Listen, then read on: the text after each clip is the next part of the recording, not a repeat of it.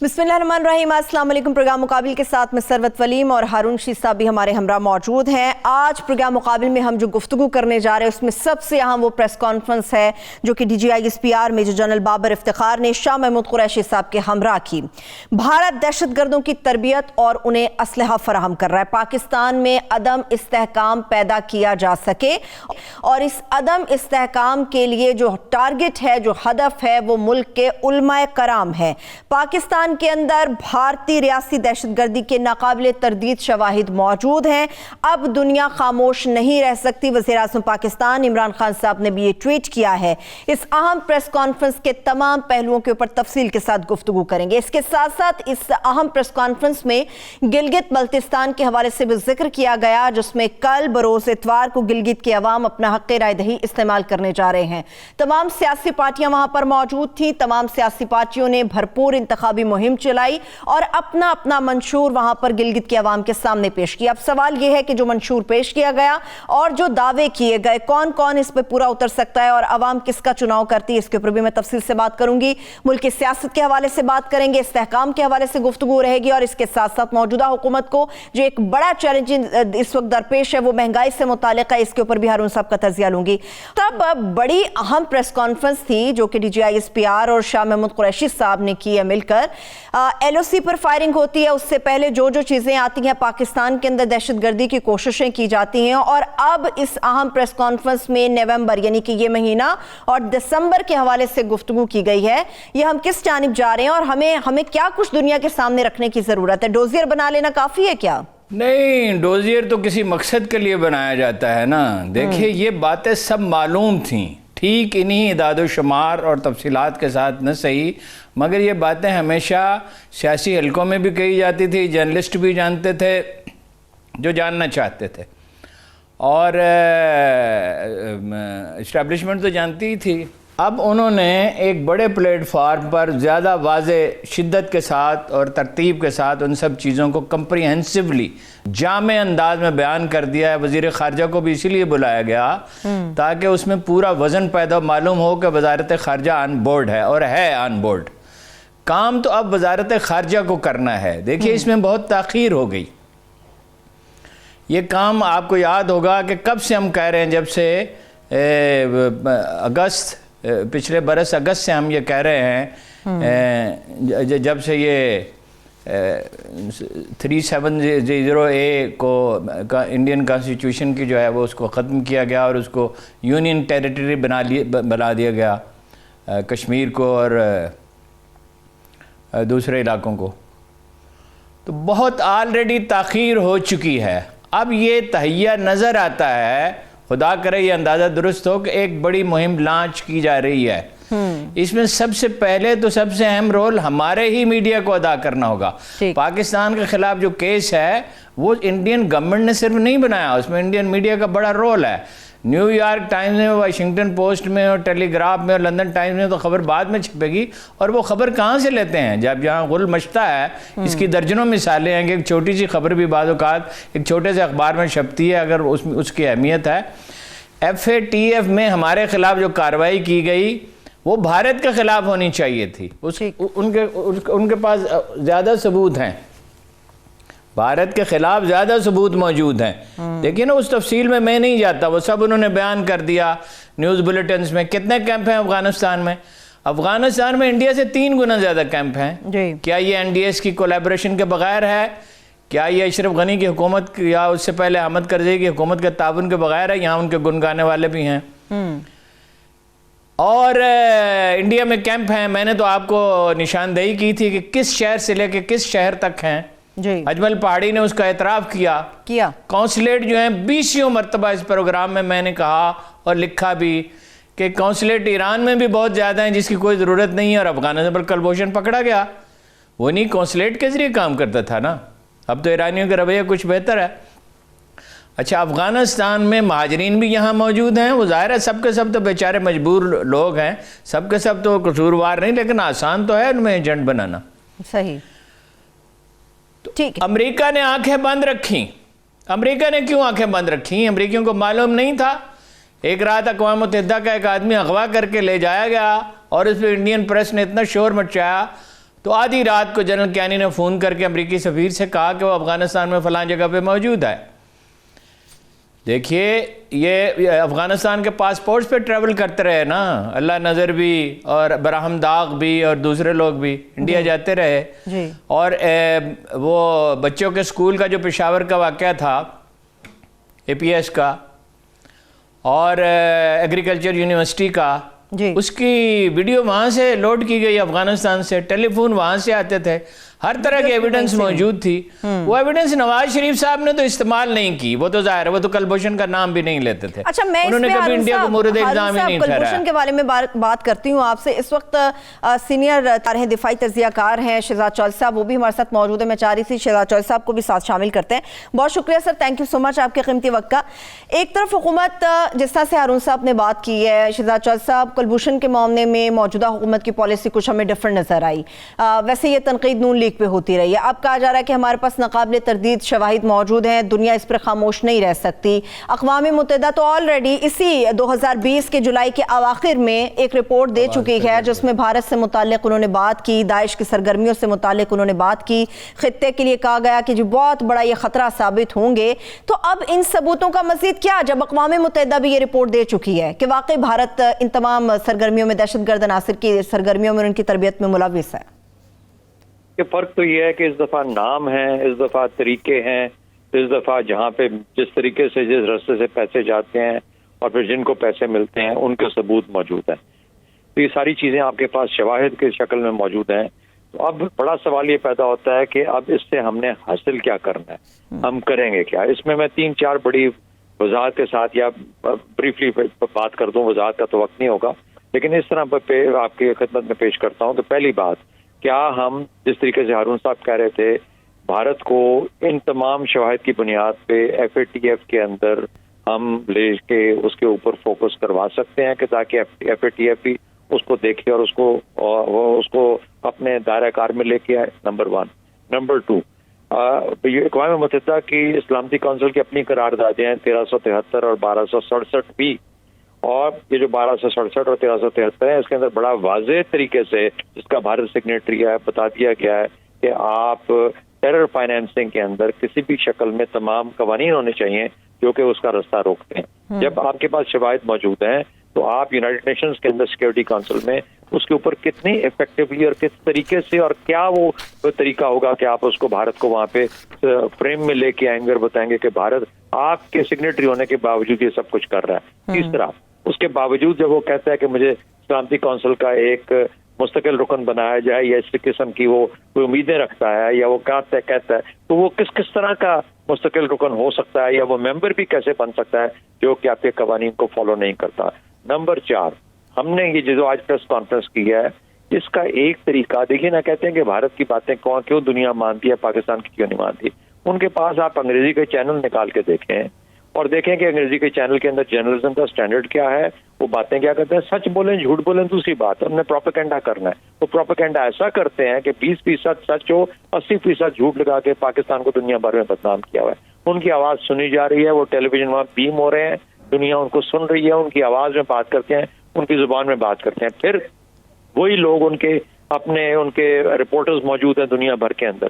تو کہنے کا مطلب یہ ہوا, ہم جب یہ اردو میں بیٹھ کے یہاں پہ بھلے بات کریں, اپنے لوگوں کو سمجھائیں, لیکن خدا را اس کے بعد کوئی ایسا ذریعہ بھی نکالیں, کوئی ایسے کمیونیکیبلٹی رکھیں, کمیونیکیشنز رکھیں جس سے کہ دنیا کے اندر چاہے وہ جس بھی ان کی زبان اور انگریزی بہت سمجھی سنی جاتی ہے, let people here this out, اور ان کو پتہ لگنا چاہیے کہ آپ نے بھارت جو ہے وہ کیا کھیل کھیل رہا ہے. چوتھا اور ایک اور پوائنٹ فائنلی, تو یہ ہے کہ ملوسیوچ سربیا کا تھا جب یہ جنگ ہوئی بوسنیا سربیا کی, وہ کیسے ملوسیوچ کو جو کہ سربیا کا صدر تھا ایک کرائم اگینسٹ ہیومینٹی کے اندر اس کے اندر کرمنل بنایا گیا اور پھر اس کو پھانسی کی سزا ہوئی. وہ کس طریقے سے, وہ کیا بنیادیں تھی کہ ان کو وہاں پہ جو جینوسائیڈ تھا وہ نظر آیا لیکن کشمیر میں نظر نہیں آتا, جو وہ ہم پہ یہاں پہ ڈھا رہے ہیں جس قسم سے وہ اپنا لانچ کر رہے ہیں, وہ کس طریقے سے لانچ کر رہے ہیں. آپ یہ وہ چیزیں ہیں جو کہ پاکستان کو کرنی ہے ان سارے شواہد کے ساتھ. اور پھر فائنلی ایک چیز یاد رکھیں کہ الٹیمیٹلی یہ تو اجیت دوول کی جنگ ہے پاکستان کے خلاف. پاکستان نے یہ جنگ جیتنی ہے, اس کے اوپر واویلا نہیں مچانا. تو ہمیں اپنا کام, ہماری افواج, ہمارے انٹیلیجنس ادارے اپنا کام جاری رکھیں, جو ڈیفینسولی نہیں، اس سے ڈبل طریقے سے جس طریقے سے وہ آپ کے اوپر وار کرتا ہے. کوورٹ وار ہے یہ. اس کوورٹ وار کا جواب کوورٹلی ہی دیا جانا چاہیے. اور جہاں پہ آپ کے دشمن بیٹھے ہیں جس کا آپ کو پتہ ہے کون ہے، کہاں ہے، کس جگہ موجود ہے، آپ کا حق پہنچتا ہے وہاں پہ جا کے اس کو ایلیمینیٹ کریں، کیونکہ آپ کے لوگوں، آپ کے عوام اور آپ کی سوورنٹی کے خلاف وہ ایک حملہ لے کے بیٹھا ہوا ہے. اس لیے آپ بھارت میں بھلے کچھ نہ کریں، لیکن جہاں پہ آپ کا حق بنتا ہے وہاں پہ جا کے ان کو سپورٹ اور ان کو ایلیمینیٹ کریں ان لوگوں کو. ٹھیک ہے، بہت شکریہ، بہت شکریہ، thank you so much, thank you so much Shahzad صاحب، بہت شکریہ آپ کے قیمتی وقت کا. ہارون صاحب، میں اس پہ آپ کا تجزیہ لیتی ہوں، مگر جس طرح سے آج کی بڑی اہم پریس کانفرنس تھی، اس پہ قریشی صاحب نے ڈوزر کے حوالے سے جو کچھ کہا اور جیسے جیسے چیزیں لوگوں کے سامنے، رپورٹرز کے سامنے، پاکستانی میڈیا کے سامنے رکھی ہیں، وہ آپ کے ساتھ شیئر کرتے ہیں. جی پروڈیوسر صاحب. ہمارے پاس ایسی اب مصدقہ اطلاعات ہیں، شواہد ہیں، جس کی بنیاد پر میں یہ کہہ سکتا ہوں کہ ہندوستان اسٹیٹ ٹیررزم کو ہوا دے رہا ہے. ہندوستان نے پاکستان کو ڈی اسٹیبلائز کرنے کا ایک منصوبہ تیار کیا ہے. ایک اطلاع یہ بھی ہے، ان کی ایجنسیز اور ان کے جو کلیبوریٹرز ہیں، سہولت کار ہیں، ان کے درمیان کم از کم 4 نشستیں ہو چکی ہیں اور یہ فوکس کریں گے پاکستان کے بڑے شہروں پر، کراچی پر، لاہور پر، پشاور پر اور دیگر بھی ہو سکتے ہیں. 22 ارب روپیہ تقسیم کر چکے ہیں. اربوں روپیہ اس وقت تقسیم کیا جا چکا ہے. پاکستان میں عدم استحکام کے لیے کس طرح سے دہشت گردوں کو معاونت دی جا رہی، تربیت، اسلحہ فراہم کیا جا رہا ہے، اس پر DGISPR نے کیا کچھ کہا، آئیے آپ کو وہ بھی سنوا دیتے ہیں. Uncontrovertible evidence reveals that Indian embassies and consulates operating along Pakistan's borders have become hubs of terrorist sponsorship against Pakistan. Indian ambassador to Afghanistan and Indian consular in Jalalabad had detailed discussions with collaborators to provide financial support to Tehreek-e-Taliban Pakistan and dissident Baloch elements. اب ایک چھوٹی سی break کی طرف جاتے ہیں، واپس آ کے یہیں سے ڈسکشن آگے بڑھائیں گے. Stay with us.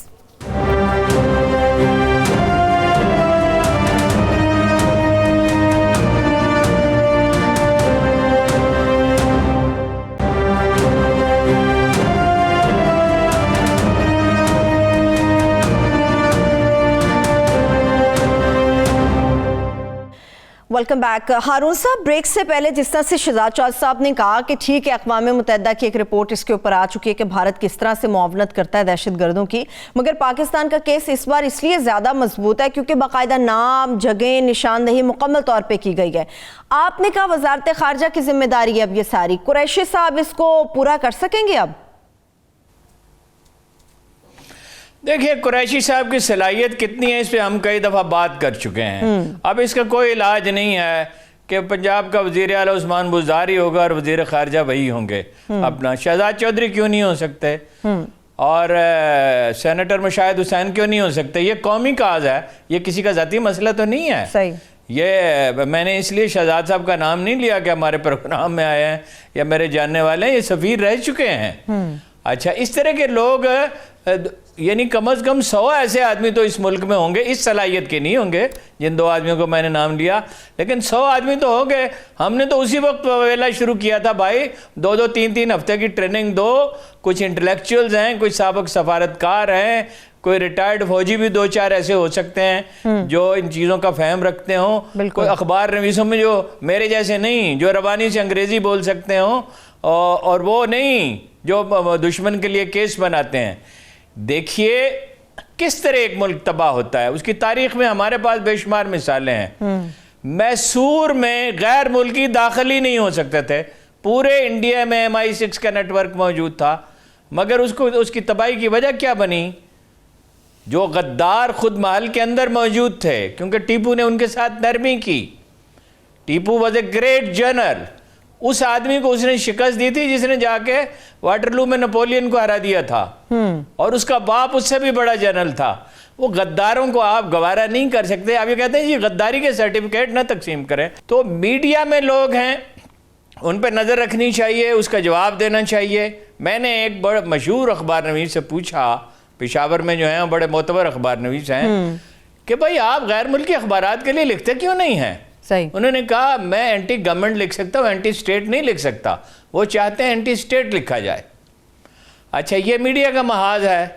اچھا، میڈیا کو کس نے فیڈ کیا تھا؟ ڈان لیکس پہ کس نے فیڈ کیا تھا؟ پہلے تو نواز شریف صاحب اور ان کے ساتھیوں نے، پرویز رشید اور طارق فاطمی نے فیڈ کیا. پھر نواز شریف صاحب نے اس پہ اکتفا نہیں کیا، خود انٹرویو دیا. جی یعنی ان کے نزدیک اس وقت ضروری تھا کہ بھارت کی مدد کی جائے. اچھا این جی اوز ہیں سب سے زیادہ بڑا خطرہ جو میں نے ٹیپو کی مثال دی بہت ساری کہ اس نے انہیں کم از کم اس نے غیر ملکیوں کی میسور میں داخلہ روک دیا تھا. ہم تو یہ بھی نہیں کر سکے. زرداری صاحب کے دور میں جہاز بھر کے آیا, نواز شریف صاحب کلبھوشن کا نام تک نہیں لیتے تھے, انہوں نے اس کی مدد کی, اپنے اداروں کو ذمہ دار قرار دیا. کبھی انڈیا میں ایسا ہوا ہے؟ دیکھیے ایک جنگ تو ہو رہی ہے. آرڈیننس کے لیے تو ہارون صاحب پی ٹی آئی کے اوپر بھی تنقید ہوتی ہے, جو اپوزیشن تنقید کرتی ہے کہ آپ تو چھپ کے خفیہ طریقے سے آرڈیننس لے کے آ رہے تھے کلبھوشن کے لیے. تنقید تو پی ٹی آئی پہ بھی ہوتی ہے. نہیں, وہ دیکھیے تنقید کی حوالہ وہ ہونا چاہیے جو معتبر ہو. وہ اس لیے لے کے آ رہے تھے کہ دنیا میں مزاحمت کم سے کم ہو, زیادہ سے زیادہ. انہوں نے اس کو چھوڑ تو نہیں دیا, چھوڑا تو انہوں نے ایک پائلٹ کو, اور وہ سوچ سمجھ کے چھوڑا. اس پہ تو کوئی اسٹیٹ کا نقصان نہیں ہوا. اور جب وہ بل آتا اسمبلی میں یا آرڈیننس جاری ہوتا تو اس پہ ڈیبیٹ ہوتی, میڈیا اس پہ بات کرنے کے لیے آزاد ہے. پی ٹی آئی نے دیکھیے نا, عمران خان نے بہت سے مواقع پر حیرت انگیز سادہ لوئی کا مظاہرہ کیا ہے جس کی حدود حماقت سے جا ملتی ہیں ٹیررزم کے معاملے میں. انڈیا کے بعد اخبار نویسوں کو اسی کرن تھاپر کو انٹرویو دیا تھا اور بہت ہی غیر محتاط گفتگو کی تھی, لیکن حکومت میں آئے, انہیں پتہ چل گیا حقائق کیا ہیں, تو انہوں نے اپنا رویہ تبدیل کر لیا. ان کے اپنے لوگ بھی مارے گئے ویسے اس میں. مگر نواز شریف صاحب تو دیدہ دانستہ ان کی مدد کرے. آپ کا خیال ہے ایاز صادق اتنا دلیر ہو گیا ہے کہ وہ یہ نہ صرف یہ کہ اس نے انڈیا کے حق میں بات کی اور کہا کہ ہماری قیادت بزدل ہے, چلیے مان لیتے ہیں, وہ کہتے ہیں کہ میں نے چیف آف آرمی اسٹاف کے بارے میں نہیں کہا تھا, مگر قیادت کے بارے میں تو کہا کہ بزدل تھے اور پسینے چھوٹ رہے تھے اور ٹانگیں کانپ رہی تھیں. اگلے دن وہ دباؤ میں تھے, معافی مانگنے کے لیے وہ تیار تھے. نواز شریف صاحب نے انہیں کہا کہ بالکل کوئی ضرورت نہیں ہے. انہوں نے دھمکی دی پوری قوم کو کہ میں اور بہت کچھ بتاؤں گا. بتائیے نا ایاز صادق صاحب, سب کچھ اپنے ملک کے خلاف وعدہ معاف گواہ بنیے, ہر چیز بتائیے. اگرچہ میں آپ سے یہ نہیں کہتا پھر آپ کی بھی ہر چیز بتا دی جائے گی, لیکن آپ بتائیے, ہمیں پتہ چلے آپ کے سینوں میں کتنا زہر بھرا ہوا ہے. اچھا آپ دیکھیے, الطاف حسین تھا, برسوں ہم کہتے رہے, ایم کیو ایم کی گالیاں کھاتے رہے کہ یہ ٹیررسٹ ہیں.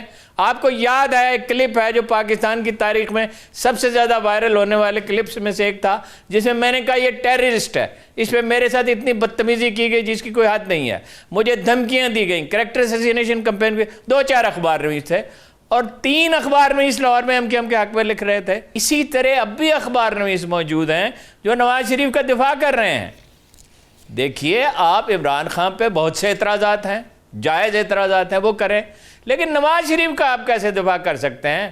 باہر جو نواز شریف صاحب نے تو کبھی انڈیا کے خلاف بات کرنا انہیں گوارا ہی نہیں تھا. انہوں نے اوباما کے سامنے بیٹھ کے کہا, پرچی پہ لکھا ہوا تھا کہ پہلے ہمیں اپنا گھر ٹھیک کرنا چاہیے. یعنی قصوروار ہے, میں انڈیا قصوروار نہیں ہے. 70,000 آدمی مر گئے, 7,000 فوجی افسر مر گئے, جوان اور افسر مر گئے.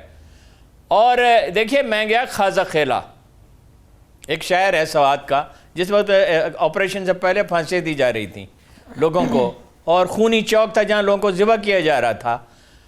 تو اتنے میں کرنل کے پاس بیٹھا ہوا تھا, ایک لڑکے سے بات کر رہا تھا جو بھاگ کے آ گیا تھا, اس کو خود کش حملہ آور کے طور پر تیار کرنے کی کوشش کی جا رہی تھی. اتنے میں دھماکہ ہوا اور کرنل نے کہا آپ کا ہیلی کاپٹر اڑ گیا, یعنی تباہ ہو گیا.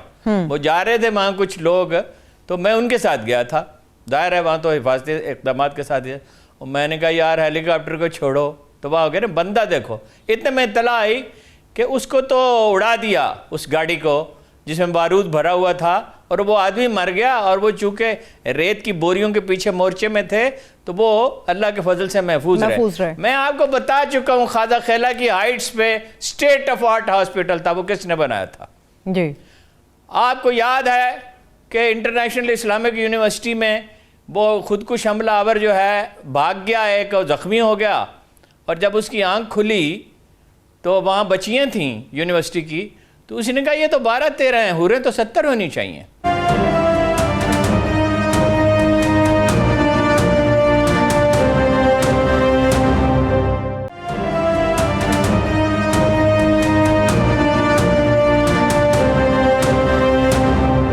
دو مہینے بڑے کریٹیکل انہوں نے بتائیں، یہ والا مہینہ نومبر کا اور پھر اگلا آنے والا دسمبر کا مہینہ. اب موجودہ حکومت کیا کرے گی، ہماری فورسز کو کیا کچھ کرنا چاہیے، اور خاص طور پہ گلگت کے حوالے سے جو ایک بھارت اپنا کلیم بھی کرتا ہے اور پھر کہتا ہے کہ جی قومیت کی بنا پر ہم اس کو الگ کر دیں گے. تو گلگت بھی بڑا سینسٹیو ہے انتخابات کے حوالے سے بھی اور اس ساری صورتحال کے حوالے سے بھی. دیکھیے وہ الیکشن پہ تو میں بعد میں آتا ہوں، الیکشن کی اتنی اہمیت نہیں ہے، دونوں میں سے جو بھی جیت جائے، پیپلز پارٹی مخلوط حکومت بنا لے یا زیادہ امکان ہے پی ٹی آئی بنا لے، کوئی فرق اس سے نہیں پڑے گا. وہ تو الگ بحث ہے نا. جی مگر گلگت بلتستان تو وہ علاقہ ہے پاکستان کا، ہم نے تو ان کی کوئی قدر ہی نہیں کی بیچاروں کی. وہ کشمیر میں تو لشکر گئے یہاں سے پشتونوں کے اور ان کی مدد کی اور اس کو آزاد کرایا، اور پاکستانی فوجی بھی چھپ چھپا کے چلے جاتے تھے، انگریز افسر انہیں روکتے رہتے تھے، وہ چلے جاتے تھے. بہت سے واقعات مجھے یاد آ رہے ہیں. انہوں نے تو خود آزاد کرایا اور پاکستان کا حصہ بنے. وہاں ہر گاؤں میں کسی نہ کسی شہید کا مزار موجود ہے، گھرانہ بھی موجود ہے. بالکل. اور یہ جو ابھی محترمہ نے وہاں جا کے کمپین کی ہے اور نواز شریف صاحب نے جو تقریریں فرمائی ہیں، اس کا اثر وہاں یہ ہوا ہے اس علاقے میں کہ ان کے ووٹ کم ہو گئے. اس کے نتیجے میں نے آج ان کے لوگوں سے گفتگو کی تو انہوں نے کہا کہ ہم محب وطن لوگ ہیں، ہم اس پارٹی کو ووٹ نہیں دیں گے. حالانکہ ان کا وزیر اعلیٰ نسبتاً اچھا تھا پیپلز پارٹی کے وزیر اعلیٰ سے. صحیح. پیپلز پارٹی کی بحث تو الگ ہے. تو دیکھیے یہ نواز شریف صاحب نے تو کچھ کیا ہی نہیں، عمران خان صاحب نے بھی پچھلے 2 سال میں کوئی بڑی مہم لانچ نہیں کی، وہ سمجھ ہی نہیں رہے تھے سچویشن. اب جا کے بات سمجھ میں آئی ہے، خدا کا شکر ہے. چلیے ہم کہہ دیتے ہیں دیر آئے درست آئے. اس میں وزارت خارجہ کا رول ہے، اس میں لکھنے والوں کا رول ہے، اس میں یہ این جی اوز کو روکنا ہوگا، ان کی نگرانی کرنی ہوگی، اور انٹیلیجنس ایجنسیوں کو سب معلوم ہے. جی اس میں رعایت کرنے کی، نرمی کرنے کی کوئی ضرورت نہیں ہے. جو آدمی دیکھیے نا ذاتی خطاؤں پہ معاف کیا جا سکتا ہے، حکومت پہ سخت سے سخت تنقید گوارا کی جا سکتی ہے اور کرنی چاہیے. حوصلہ مندی کا تقاضا یہ ہے، حوصلہ مندی کا تقاضا یہ ہے کہ پیپلز پارٹی حکومت بنائے تو عمران خان صاحب اس کو مبارکباد دیں، یا آزاد کشمیر میں نون لیگ جیت جائے تو اس کو مبارکباد دیں، اسے ساتھ لے کے چلیں، ان کا امیج بہتر ہوگا. لیکن جو ملک کے خلاف سازش کر رہا ہے اور یہ تاثر دے رہا ہے کہ یہاں ٹانگیں کاپ رہی تھیں اور یہاں ماتھوں پہ پسینے تھے، اس کا کورٹ مارشل کرے نا جی. اور انڈیا کے ساتھ یہ جو تعلقات کی نوعیت ہے، اس میں اتنی جھجک کیوں ہے، کلیئرٹی کیوں نہیں ہے؟ ٹماٹر اور پیاز آ رہے ہیں، اس ٹماٹر اور پیاز کے بغیر ہم زندہ نہیں رہ سکتے. اور کیوں ان کی فلائٹس ہمارے ملک کے اوپر سے گزر کر جاتی ہیں؟ کوئی 70-80 ہزار ایکڑ پہ کورڈ فارمنگ شروع ہو گئی تھی، نواز شریف صاحب نے اس کو تباہ کر دیا. اب کچھ بحالی ہوئی ہے. بھائی اپنے کسان کو آپ پیسے دینے کے لیے تیار نہیں ہیں اور بھارتی کسان کی آپ مدد کر رہے ہیں. کیوں؟ اپنے کسان کو سبسڈی دینے کو تیار نہیں ہے، بجلی رائتی نرخوں پر دینے کو تیار نہیں ہے. کابل سے آگے تک کہہ رہے تھے ریلوے لائن بچھائیں اور فوج کی مدد مانگ رہے تھے. اور اس سے جو کوئلہ آنا تھا وہ صرف پاکستان کے لیے نہیں تھا، وہاں سے جو کوئلہ آنا تھا وہ اور لوہا وہ تھا انڈیا کے لیے. دیکھیے ایک بھرپور مہم چلانی ہوگی. الٹیمیٹ انالیسز میں نہ دفاعی طور پہ ہم کمزور ہیں، نہ ہمارا مقدمہ کمزور ہے. ہمارا تو مقدمہ بڑا مضبوط ہے. کشمیر پہ انہوں نے حملہ کیا نا، بنگلہ دیش کا تو انہوں نے خود اعتراف کیا. یہ ایک بھرپور مہم چلانے کے لیے ہارون صاحب ہم کتنے سازگار ماحول میں ہیں، ہمارے اندر اتنے مسائل ہیں، تو سازگار مہم کیسے چلائیں گے جب اپنے ہی لوگ پاکستان کے خلاف کسی دوسرے ملک میں بیٹھ کے بہت ساری باتیں کر رہے ہیں، پریس کانفرنس کر رہے ہیں، جلسے کر رہے ہیں؟ ایسے میں ہم ایک بھرپور مہم کیسے چلائیں گے؟ جناب اسی سے تو جب آپ مہم چلائیں گے تو یہ لوگ خاموش ہوں گے نا. آپ قوم کو زندہ کریں گے، ان کو ایجوکیٹ کریں گے، انہیں بتائیں گے کہ یہ لوگ خرابی پیدا کر رہے ہیں. جب ڈان لیکس کا معاملہ تھا تو میں نے کہا، ٹیلی ویژن پہ کہا اور ویسے بھی کہا، بارہا کہا کہ کارروائی کریں. کارروائی کیوں نہیں کرتے؟ انہوں نے کہا جی اے پی این ایس اور سی پی این اے والے ناراض ہو جائیں گے. میں نے کہا بالکل نہیں ہوں گے. انہیں آپ بتا دیں حقائق، وہ کیوں ناراض ہوں گے؟ کیا وہ محب وطن لوگ نہیں ہیں؟ مگر یہ ہے کہ وہ یہ بہانہ بنا کے کہ میڈیا ناراض ہو جائے گا، کوئی کارروائی نہیں کی گئی. چنانچہ وہ سلسلہ آج بھی جاری ہے. صحیح. تو اتحاد دیکھیں 65 میں کیوں اتحاد ہو گیا تھا؟ یہ جو ادارہ ہے انسٹیٹیوٹ آف ڈیفنس اسٹڈیز غالباً نام ہے برطانیہ کا مشہور، اس کی ایک بہت پرانی رپورٹ 30-35 سال 40 سال پہلے کیا ہے کہ جیسے ہی کبھی پاکستان پہ حملہ ہوا ساری قوم متحد ہو جائے گی. اور کرکٹ میچ میں متحد ہو جاتے ہیں. آپ اس کی بات کر رہے ہیں کشمیر پہ، اور بالکل ایگریسو ایٹیٹیوڈ اختیار کرنا چاہیے. جھوٹ نہیں بولنے کی ضرورت ہے ہمیں. ہمارے پاس بہت حقائق ہیں کشمیر پر، صحیح، اور ہمارے لوگ بہت موٹیویٹڈ ہیں، اور قوم کو بتانا چاہیے کہ فلاں فلاں سیاسی لیڈر جو ہے وہ ملک سے بے وفائی کا چلیے ابھی ذرا بریک کی طرف چلتے ہیں. اور جو بے وفائی کا بریک کی طرف چلتے ہیں ہارون صاحب، لے لیتے ہیں. بریک سے واپس آئیں گے تو گلگت بلتستان کے انتخابی دنگل کے حوالے سے بات کریں گے. اسٹے ود اس.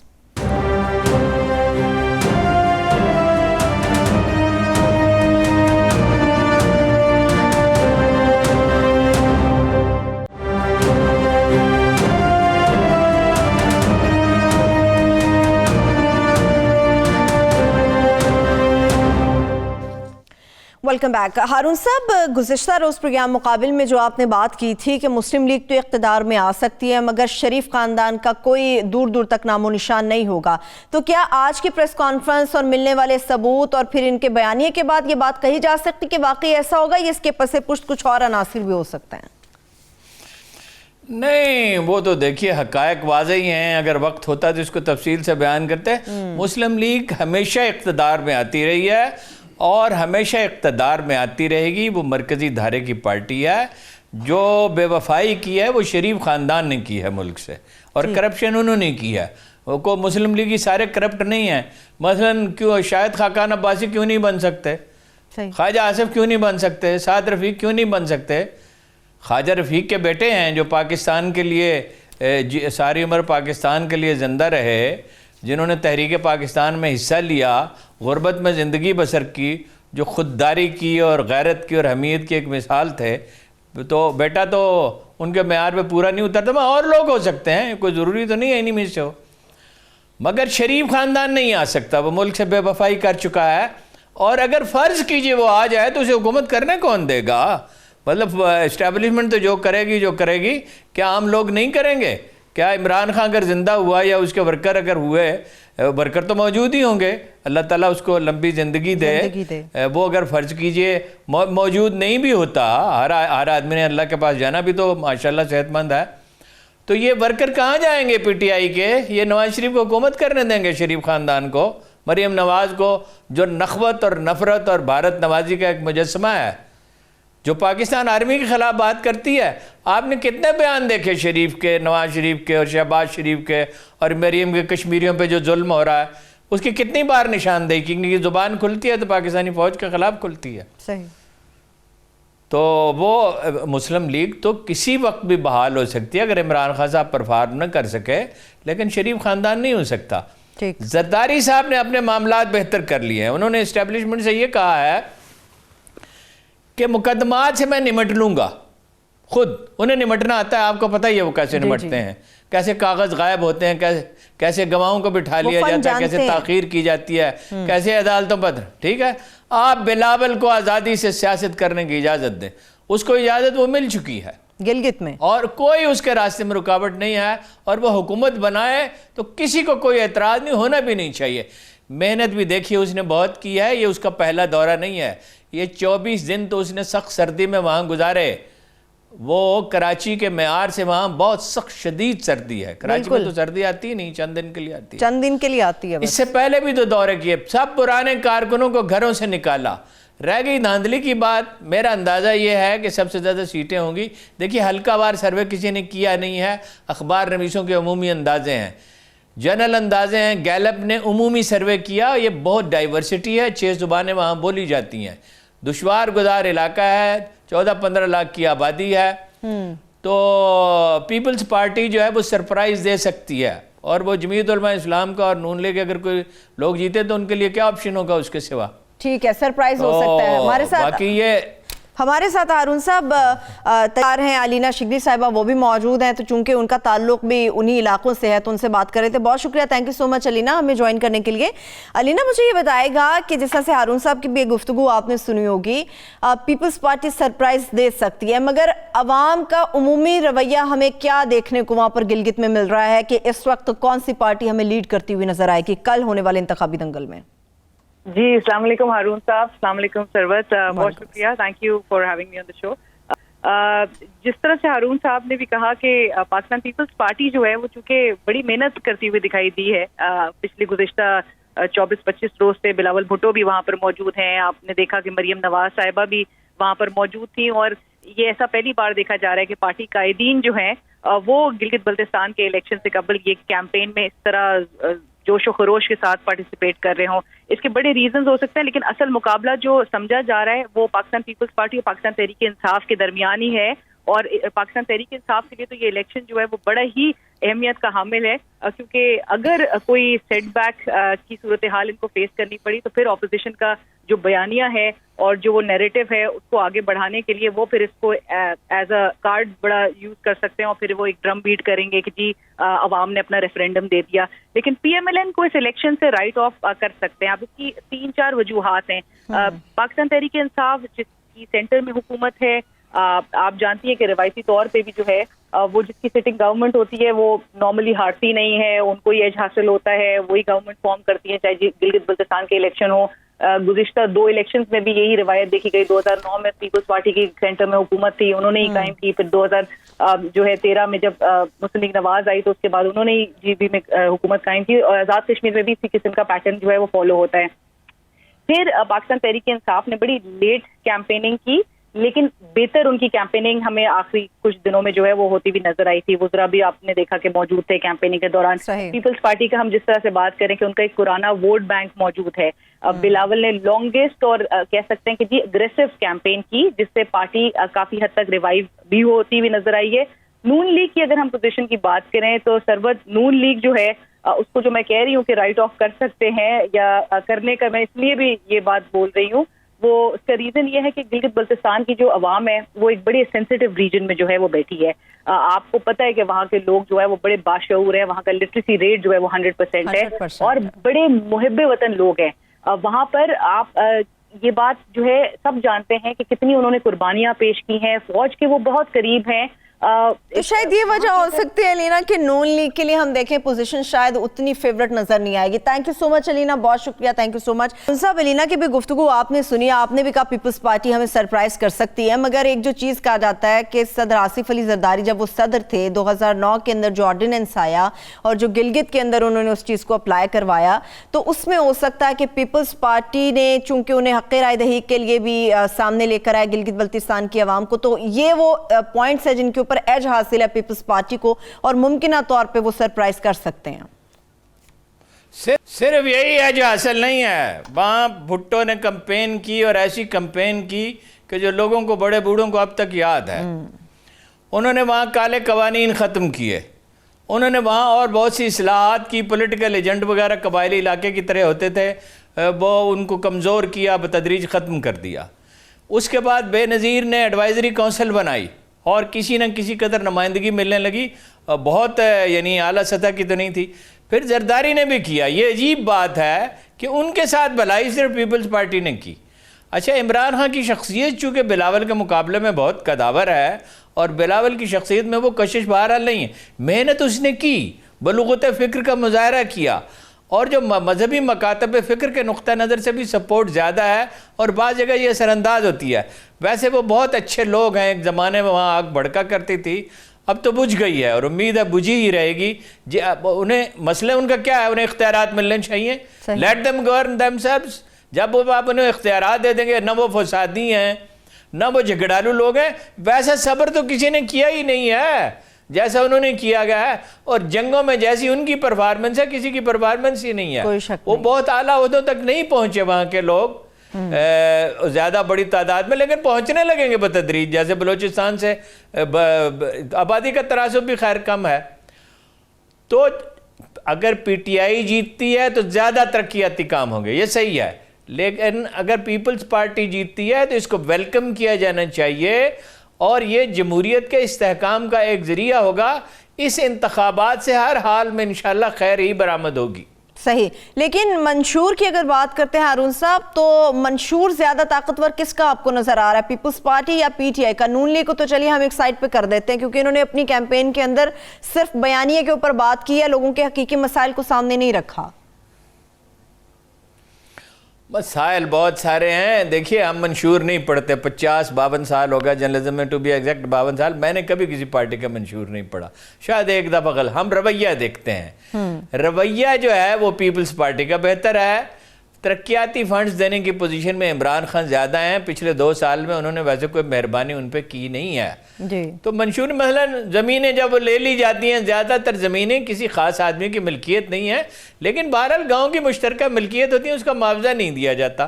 اسی طرح اور بہت سی چیزیں ہیں, وہ پورا اختیار ان کو دیں جیسے کشمیریوں کو دیا ہے, کافی اختیارات دیے ہیں, اور روزگار کے مواقع ان کے لیے پیدا کریں. اب ان کے صبر کو آپ کتنا آزمائیں گے؟ صحیح, ٹھیک ہے. لاسٹ ورڈز آپ کے ہارون صاحب, مجھے مہنگائی سے متعلق بھی چاہیے. میں چاہ رہی تھی جاتے جاتے ذرا مہنگائی کے اوپر بات ہو جائے. مہنگائی زیادہ ہو گئی ہے ہارون صاحب, چیزوں کی قیمتیں بہت اوپر چلی گئی ہیں. یہ پورے حالات میں حکومت کی توجہ یا تو کسی ایک طرف ہے, ہمیں کوئی اوور آل یہ کھیلتے ہوئے نظر نہیں آ رہے. نہیں, وہ تو دیکھیے نا, آدمی کی ترجیحات ہوتی ہیں نا. عمران خان صاحب کی ترجیح ہے اپنے مخالفین سے انتقام لینا, سزا دینا نہیں. کرپشن کا خاتمہ نہیں, کرپشن کا خاتمہ کرنا ہو تو خسرو بختیار کو بھی پوچھیں اور پرویز خٹک کو بھی پوچھیں اور معلم جبہ کا بھی کیس سامنے اور باقی بھی چیزیں ٹھیک ہے. بہت شکریہ, thank you so much. Thank you so much Haroon صاحب. بالکل آپ نے صحیح بات کی ہے کہ ترجیحات طے کرنی پڑتی ہیں. ہمیں احتساب کی جانب بڑھنا چاہیے, نہ کہ انتقام کی جانب بڑھنا چاہیے, اور ترجیح سب سے پہلے عوام کا مفاد ہے, اور عوام کا مفاد 2 وقت کی روٹی ہے اور ایک خوشحال زندگی ہے, جو کہ اس وقت کسی کی ترجیح میں شامل نہیں ہے. بہت شکریہ, تھینک یو سو مچ. میرے تمام دیکھنے والوں کو شکریہ. مجھے اجازت دیجیے, اللہ حافظ.